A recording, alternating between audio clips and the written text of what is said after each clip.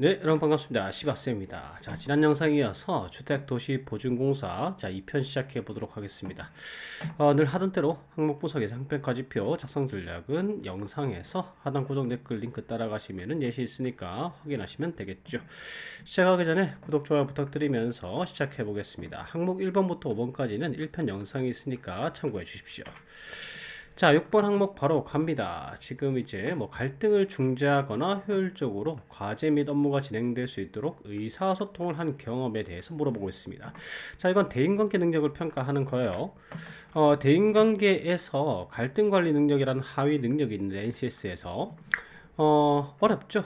팀 구성원들과 업무 수행 과정에서 발생한 갈등 상황의 원인을 종합 분석하고 최적의 갈등 해결 방법을 선택하여 적용한다. 이런 경험을 말해달라는 건데, 자, 늘 하듯이 쉽게 설명해 드릴게요.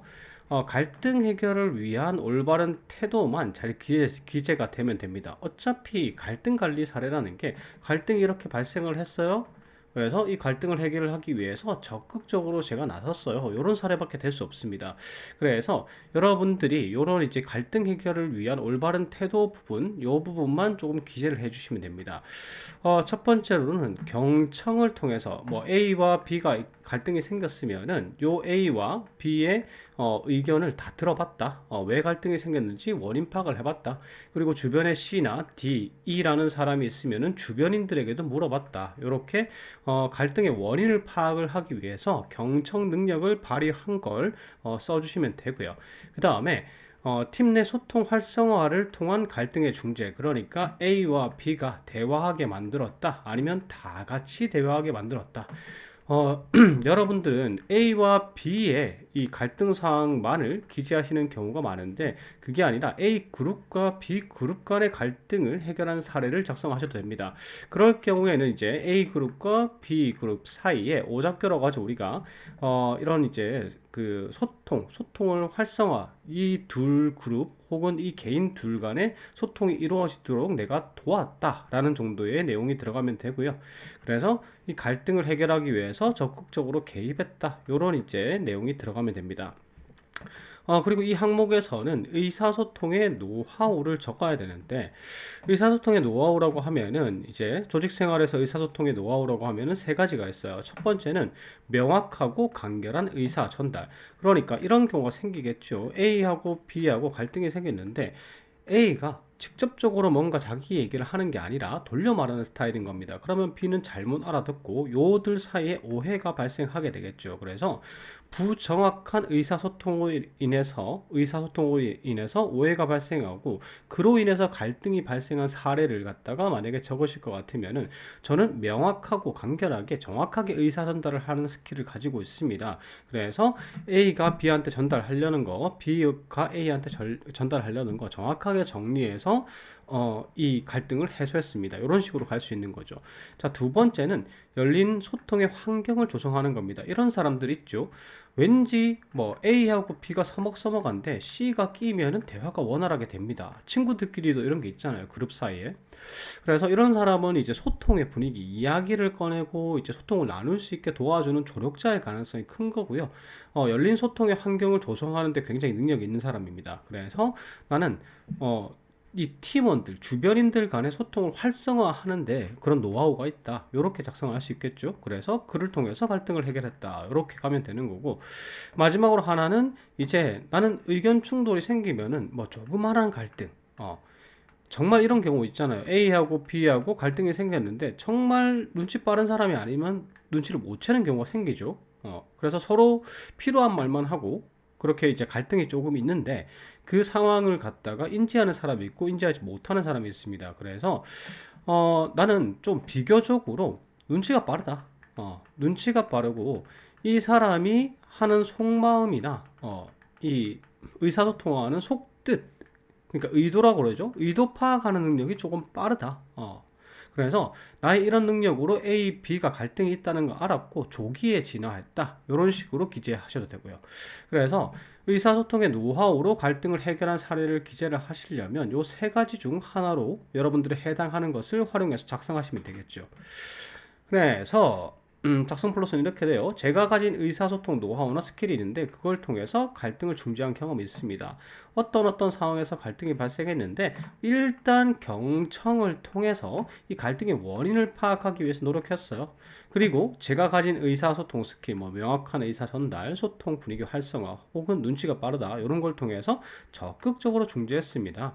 그렇게 해서 갈등이 해소되었고요. 입사 후에도 이런 의사소통 능력을 활용해가지고 스킬을 활용해가지고 팀 내 갈등을 봉합하고 해결하겠습니다. 이런 식으로 가면 되는 겁니다. 자, 사례 볼게요. 자, 이런 식으로 되는 겁니다. 어떤 경험에서 어떤 능력을 가지고 갈등을 해결했습니다. 두 가지식으로 제시해 주시고요. 이제 갈등 상황을 제시해야 되겠죠. 이상하게 이 직원 두 명이 패스트푸드점 알바 이제 경험인데 조리와 고객 응대로 나뉘는 경우 있죠. 안쪽에 주방에서 일하는 사람과 앞에서 고객 응대하는 사람 이상하게 요 사이가 안 좋다는 말입니다.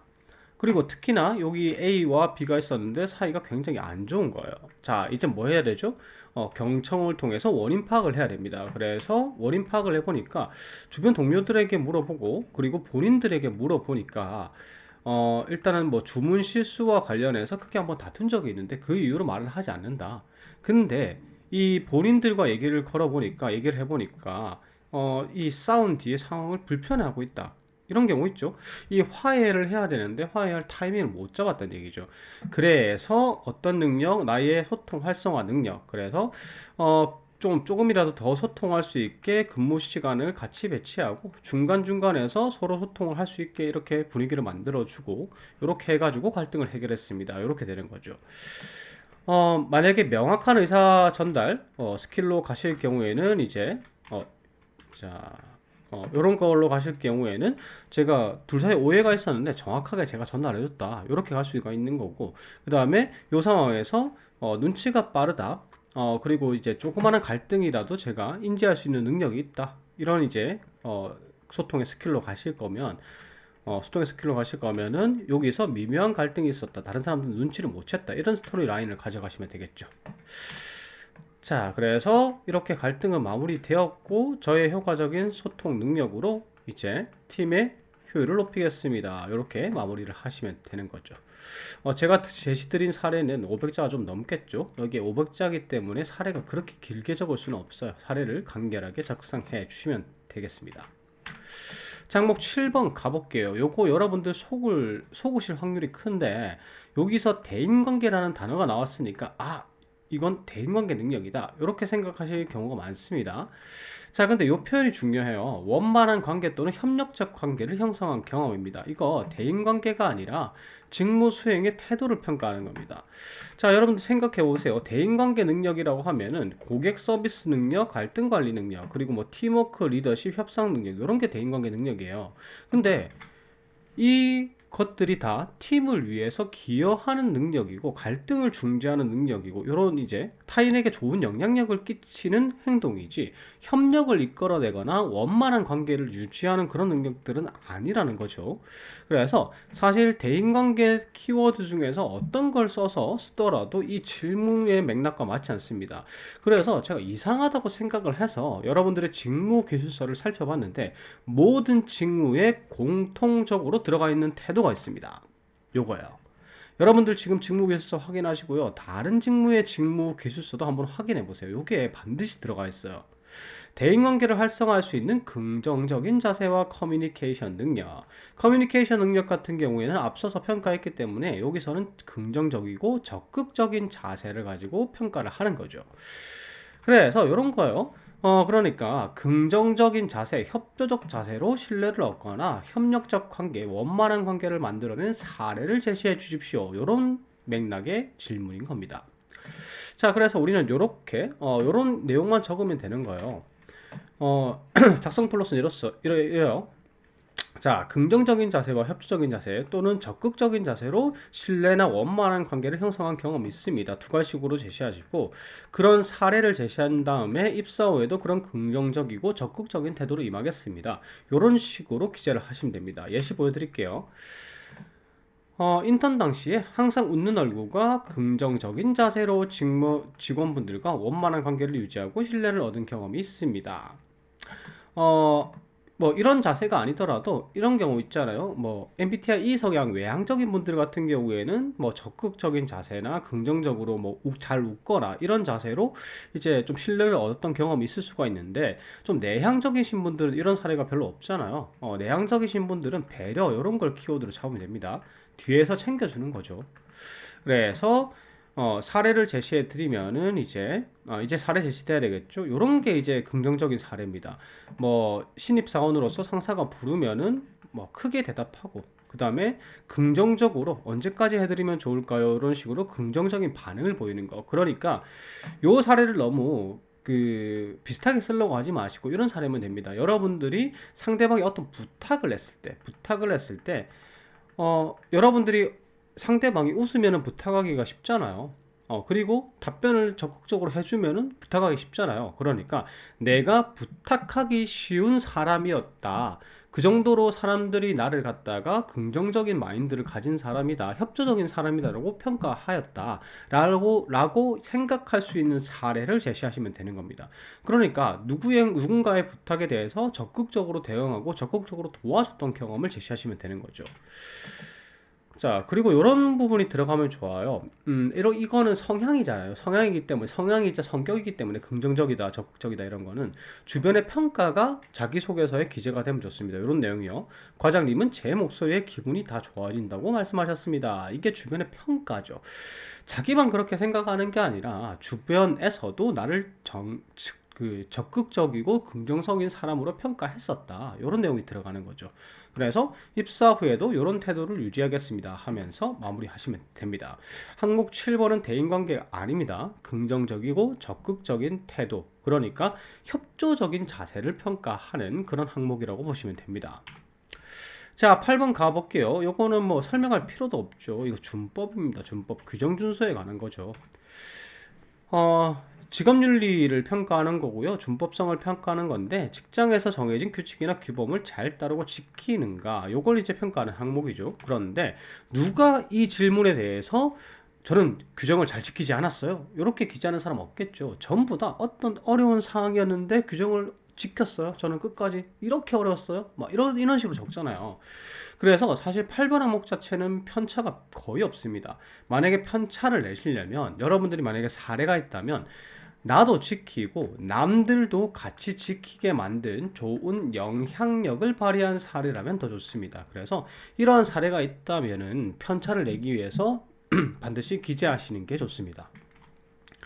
자, 이제 풀로 말씀드리면 두 가지식으로, 만약에 나도 지킨 사례가 있으면, 나도 지키고 동료들도 지키게 만든 사례가 있으면 나도 지키고 동료들도 지키게 만들었다를 두 가지식으로 제시하시면 되고요. 그게 아니라면은 나는 어려운 상황에서 규칙을 준수하였다 정도로 두 가지씩 잡으면 되겠죠. 그래서 어떠한 상황이었길래 규정을 지키기 힘들었는지, 어떠한 노력을 했는지, 그리고 입사 후에도 이런 태도를 유지하겠다, 이런 다짐으로 끝내시면 되겠죠. 예시 봅시다. 자, 이런 식입니다. 어떤 경험에서 규정을 지키기 어려운 상황에서 규정을 지키고 그 다음에 동료들도 지키게 만든 경험이 있습니다. 만약에 이게 없다면 삭제하면 되겠죠. 그 다음에 이제 상황 설명을 해야 됩니다. 왜 규정을 지키기 힘들었는지. 그래서 제가 제시드리는 사례는 이런 거죠. 학생회 활동을 했는데 개인정보 많이 다루잖아요. 뭐 MT를 가거나 뭐 조사를 하거나 하면은. 근데 보통 이런 문서는 인쇄한 다음에 파쇄가 원칙이죠. 근데 사실 잘 안 지키잖아요. 맞죠? 학생회들이 막 이 파쇄기가 따로 구비되어 있고 이렇지 않기 때문에. 그래서 잘 지켜지지 않았다. 왜냐하면 파쇄기를 사용하려면 옆 건물의 학과 사무실까지 가서 파쇄를 해야 됐다. 이렇게 그 규정을 지키기 좀 귀찮고 힘든 것 같다. 그런데 나는 규정을 지켜야 된다고 생각해서 규정을 지키기 위해서 이런 식으로 노력했다. 그래서 다른 동료들의 파쇄 자료까지 내가 파쇄를 했고, 그 다음에 비 오는 날도 거르지 않았다. 이런 식으로 어떤 식으로 그 규정을 지키기 위해서 노력했는지를 갖다가 기재를 하고요. 그 다음에 요런 부분이 들어가면 좋죠. 다른 동료들도 그 규정을 지킬 수 있게 만든 거죠. 파쇄 박스를 만들어 가지고 동료들이 개인정보를 갖다가 따로 보관하지 않고 파쇄할 수 있게 만든 거죠. 그래서 그 조직 내의 사람들이 그 파쇄, 개인정보 파쇄라는 규정을 지킬 수 있게 좋은 영향력을 발휘한 케이스입니다. 요런 사례까지 들어가면은 좋죠. 그리고 마지막으로 입사 후에도 규정 준수하겠습니다. 이런 식으로 마무리하시면 되는 겁니다. 자, 마지막 항목 가 보겠습니다. 고객 만족을 위해서 필요한 게 무엇이라고 생각하는가? 이건 고객 서비스 능력이죠. 대인관계 능력, 하위 능력 중에서 고객 서비스 능력이에요. 고객 서비스 능력을 평가를 하는 겁니다.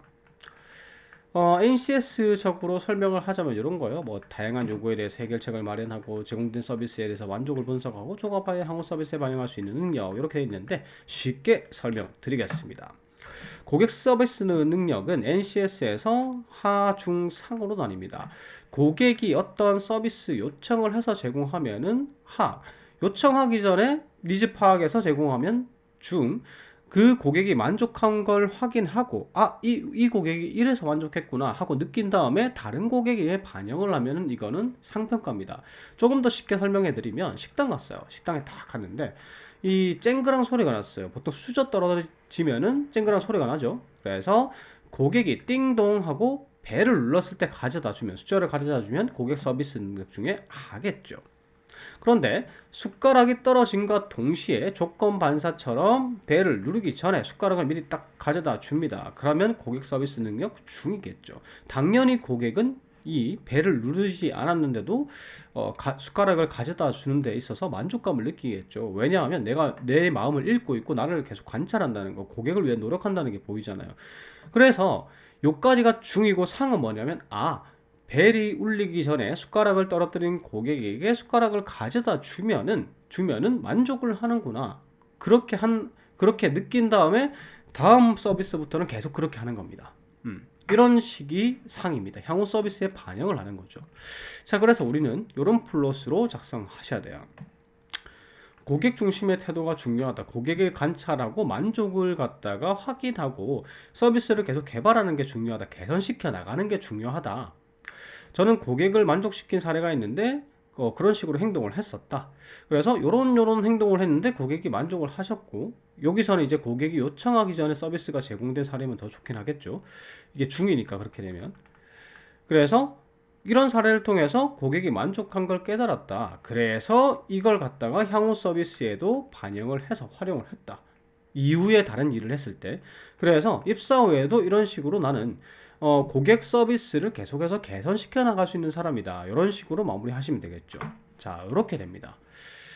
뭐 두 가지씩은 이런 거, 고객 만족을 확인하고 고객 중심으로 생각하는 게 중요하다. 아니면 고객 서비스를 계속 발전시켜 나가는 게 중요하다. 이렇게 작성해 주시고요. 그 다음에 고객 만족 사례가 들어가면 좋겠죠. 이것도 제가 들은 사례인데, 식당 아르바이트 당시에 샐러드가 보통 나오죠. 근데 이 샐러드가 보통 보면은 막 들깨, 마요네즈에 굉장히 고칼로리입니다. 그래서 이상하게 맨날 테이블에 가보면 특히나 이 젊은 여성 고객분들이 오면은 이 샐러드를 손도 대지 않는 거예요. 그래서 이유를 물어보는 것 자체, 여러분들 이유 잘 안 물어보잖아요. 이 이유를 물어본다는 것 자체가, 그러니까 그 샐러드를 안 먹었다는 건 샐러드에 만족하지 못한 거잖아요. 그래서 이 원인을 물어보는 거죠. 이것 자체가 고객 만족을 확인하는 겁니다. 그래서 물어보니까 이 마요네즈 드레싱 때문에 살찔까봐 신기하죠. 보통 고깃집 가면은 살찔까봐 살찔까봐 샐러드는 안 먹는데 삼겹살은 막 3인분 4인분 먹죠. 그래서 이제 그 서비스를 개선하기 위해서 그 드레싱을 뿌려드릴지 말지를 갖다가 따로 문의했다라는 거죠. 이런 식으로 서비스를 개선시킨 겁니다. 그래서 여기서 끝나면 안 되죠. 여기까지 가면, 요거는 이제 고객이 요청하기 전에 서비스를 개선한 사례죠. 근데 여기서 끝나면 안 되죠. 향후 서비스에 반영을 해야 됩니다. 그래서 이를 바탕으로 서비스에 뭐가 중요한지 깨달았고, 그 뒤에도 이런 식으로 서비스를 하기 위해서 행동했다. 그래서 향후